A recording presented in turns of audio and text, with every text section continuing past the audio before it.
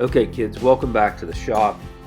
In this video, we're going to wrap up this disc sander project. In the first video, I cleaned the disc sander up that I made in college.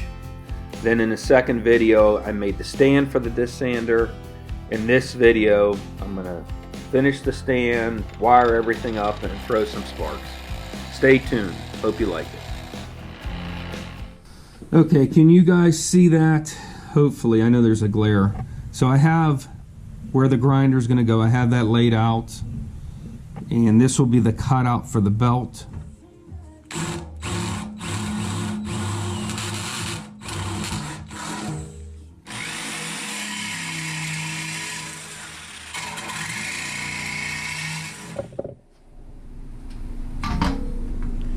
I sure hope this works.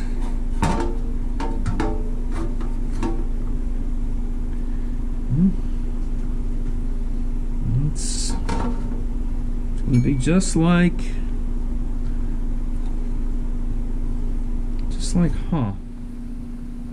I got two mounted. I started back here, marked it, center punched it, drilled it. Then I bolted it down, I centered it up, and I center punched this one. And now I'm going to do this one. I'm going to show you how I'm doing it. I'm taking my transfer punch, right? Remember, I have a video on these somewheres. Now here's the problem, is we don't want to smack my casting. So what I did was I took my rag and I just put it like that. Like, oh. Now I'm kind of in the way here, you're in the way, you know, because, so let's just see. And we peek down in there and I can see a dimple, and that's all I need. So now I'll unbolt it and drill the hole. So using the original pulleys, I had clearance issue with the belt. With the smaller diameter pulley, the belt was actually hitting the casting of the grinder. So I needed bigger pulleys to essentially push the belt out wider, kind of like you see now. So I 3D printed a bunch of different sizes, and I came up with I needed a 3-inch. So I needed a 3-inch pulley for the top, the 3-inch pulley for the bottom. This did cause some problems that I fixed down the road here, and you'll see that. Before we get too far along, let's make a guard. I make a template out of MDF, and I use the diameter of the pulley as a top radius, and I just form it around. No big deal. A couple little kinks, but I just hammer them out, and it looks pretty good.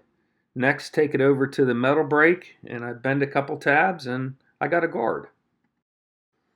All right, I got this laid out where I need it to be, and obviously this is the motor mount. That blue plate right there, and you see I have to slot that, and then that back mounting bracket that holds the hinge, and I also have to slot that. So now let's get that back mounting bracket attached right now. So I marked and drilled. This is 12 inches, right? In between, on point to point, is 11 inches. So I marked that. I marked for the hinge, okay, and now remember, this is probably going to need slotted, but I'm not sure, so I didn't want to do it yet. Next, we're going to drill for these holes here, and okay, so now I got to do this without toppling everything over. Let's see.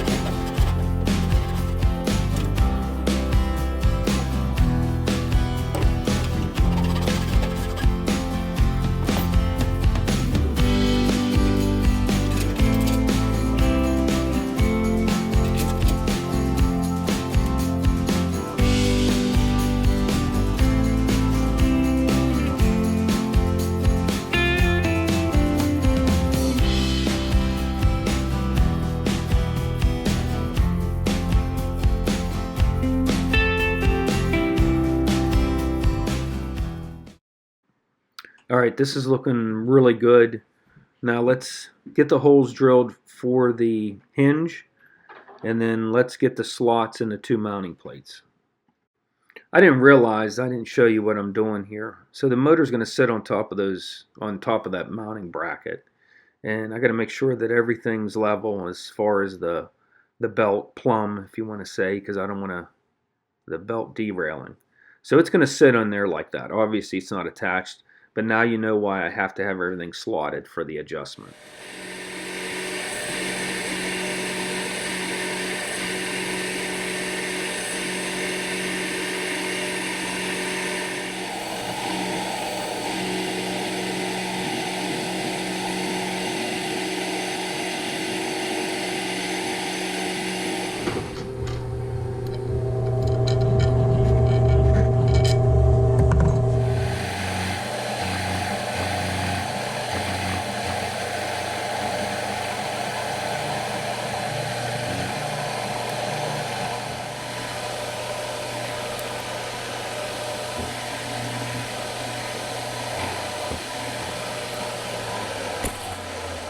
Okay, I got the new pulleys, and that one fit perfect. This is on the grinder, or the disc sander, and I knew I was going to have to make some adjustments. You see that mark? That's actually here. That's actually where the pulley's supposed to live, and remember, the pulley retains the disc, so that means I would have to make a little shim for that. I do have some aluminum where I could do that, or why not just, I think that would look a little hokey. Why not just turn this down so it'll fit? If I go past this mark here, I'm thinking I'll just drill a hole in here and put a set screw. That would be a great idea, but you see that concave there. If I was to drill through that pulley, there's a void, and I wouldn't be able to put a set screw in. So I am going to have to make an aluminum collar to space this out. Alright, this is straightforward. This is only a 3/8 inch hole, so I can just use a 3/8 drill bit. So I face it off, and then I just turn it down so it looks nice. Once I get everything drilled, and then I use my parting tool. I think this was 3/8 of an inch that I needed the shim with. Like I said, it was pretty straightforward.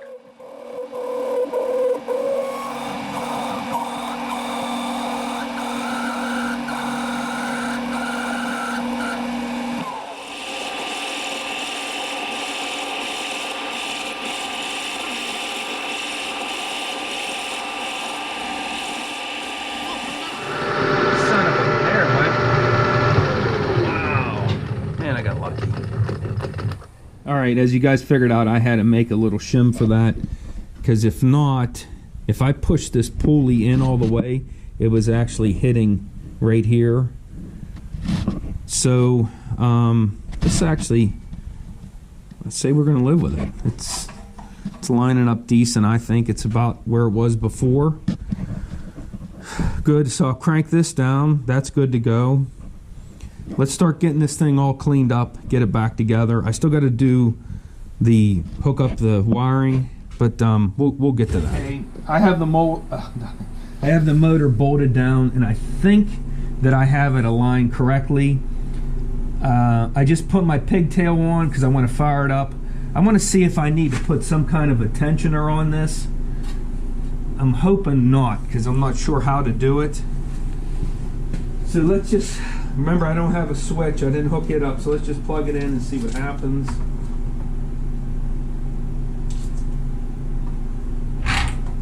Okay, so far it didn't derail.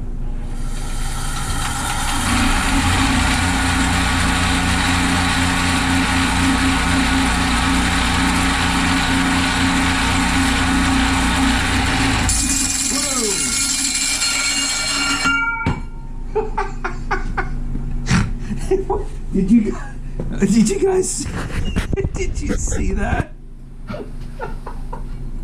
This thing come flying off.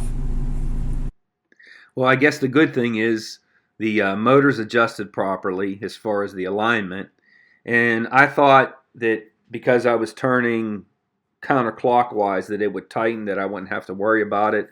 I did think that I was going to have to put some Loctite on it, but what I'm going to end up doing is I'm going to Loctite it and put a set screw in it. So that's the next project. I didn't have enough clearance in the back of the disc to put the set screw, so I'm putting the set screw in the front between the actual disc and the shaft. That'll retain it nicely. Alright, so we're putting a 1/4 20 set screw in there, and this is a number 7.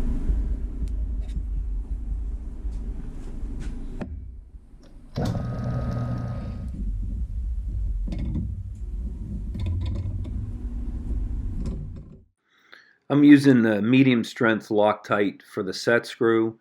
I did put the high strength Loctite on between the shaft and the disc. Alright, nothing fancy here. I'm just using a Scotch-Brite wheel on my grinder, and I'm just cleaning up these areas. Well, I'm actually cleaning up everything, but you can see where I was spot welded and that came through. And then I'm just trying to put a little bit of a swirl on this just to make it look, appealing, something different. Okay, I got this cleaned up pretty good.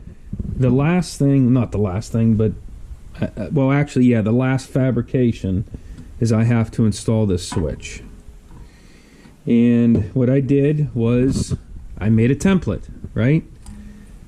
With the holes and everything. I centered this, so this is where it's going to live. Oop, here. I centered it, and this is where it's going to live. So I'm trying to make it so this top is parallel like that. This is going to stick down a little bit, but that's not a big deal. So now we need to, I'm going to drill some holes, and I'm going to get the jigsaw and cut this out, and hopefully I don't mess it up.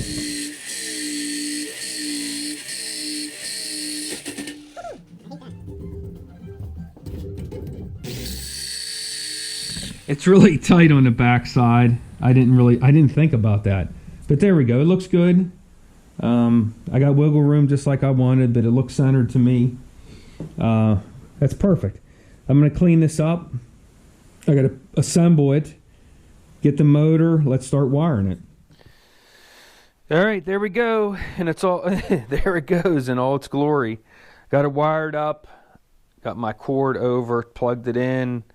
I 3D printed this cover. I'm not so sure I showed you guys that. It just had a piece of cloth on it.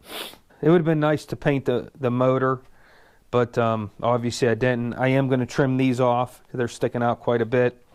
I did clear coat this stuff, this exposed metal. Remember, this is aluminum. This is galvanized, so I don't think I have to worry about that.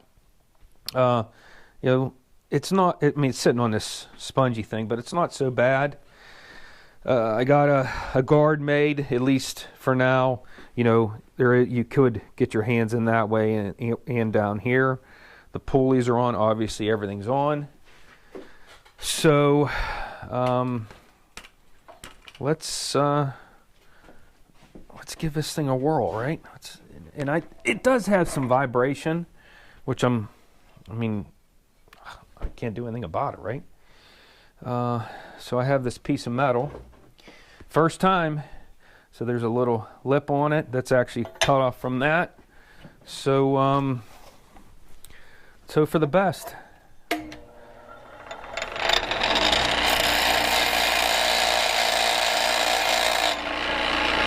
you go.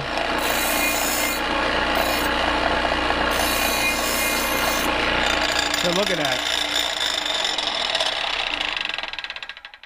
All right, let's clear something up right out of the gate.